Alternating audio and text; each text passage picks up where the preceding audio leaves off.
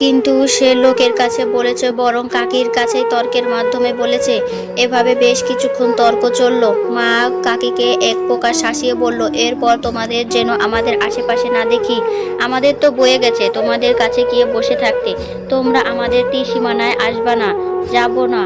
আমার মেয়ে যদি যায় তাহলে পা ভেঙে রেখে দিস। এ কথা বলে মা চলে আসে, কিন্তু কাকির মুখ আর থামে না।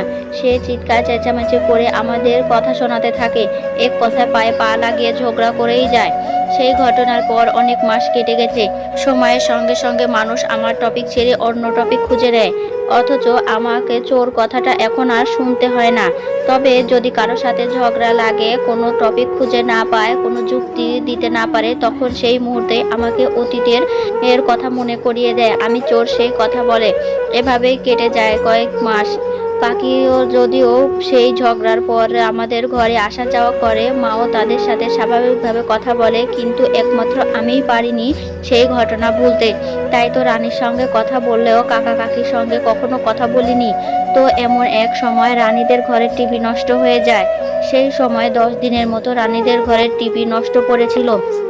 সেই 10 দিন রানী আমাদের ঘরে এসে টিভি দেখতো, আমরা বাধা দিতাম না। আমার মায়েরও কড়া নির্দেশ ছিল, রানীকে কখনো কিছু বলতে দেখলে খুব খারাপ হয়ে যাবে। লোকে আমাদের সাথে যা করেছে করেছে, তাদের সাথে তাই করতে হবে, একদমই না। মায়ের কথায় আমি ভালো মেয়ের মতো মাথা নাড়ালাম। তো টিভি দেখার সময় দেখা যেত রানী মাঝে মধ্যে রাতের খাবার আমাদের এখানে খেয়ে যেত। এ বিষয়ে আমরা কখনোই বিরক্ত প্রকাশ করিনি। এভাবে 10 দিন পর তারা তাদের টিভি ঠিক করায়, যার জন্য রানীর আশাটাও কমে যায়।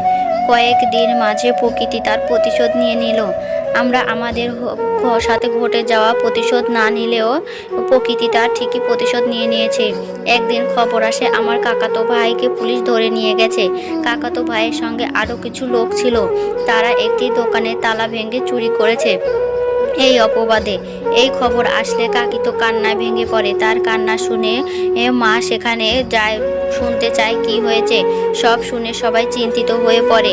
এখন কাকাতো ভাইকে থানা থেকে কিভাবে ছাড়াবে, সেই বিপদে আমার বাবা কাকার সঙ্গে থানায় যায়। বাবাই কথার প্রসঙ্গে বলে, দোকানদারের সঙ্গে মিটিয়ে নিয়ে কথা বলি, তাকে তার টাকা ফেরত দিলেই তো মামলা তুলে নেবে। কাকাও মাথা নাড়ায়। বাবা এবং কাকা থানার উদ্দেশ্যেও বের হয়ে যায়। এদিকে কাকি তো সারাদিন কান্না করতেই থাকে। মা অনেক কষ্টে কাকিকে এক মুঠো খাইয়ে দিয়েছে, কিন্তু কাকি খেতে একদমই রাজি হচ্ছিল না। সে তো মা, সন্তান জেলে থাকলে মায়ের মন কি আর ভালো থাকে। তবুও মা কষ্ট করে খাওয়ালো। এভাবে একটা গোটা দিন কেটে যায়। পরের দিন কাকাতো ভাইকে নিয়ে বাড়ি ফিরে বাবার কাকা। থানায় অনেক ঝামেলা হয়েছিল, তারপর অনেক কেসরা শেষে সবাইকে ছাড়ে। দোকানদারের যে পরিমাণ অর্থ হারিয়েছে সেই পরিমাণ অর্থ দিতে হয়েছে। কাকার কাছে ততটা টাকা ছিল না, তখন বাবাই সাহায্য করেছে।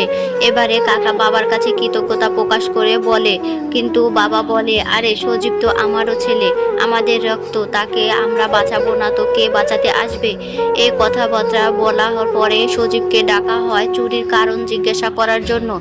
এখানে এসে জানা যায় রাজীব চুরি করেনি। সে জানতো না ওই ছেলেগুলো কারো দোকান ভেঙে চুরি করেছে।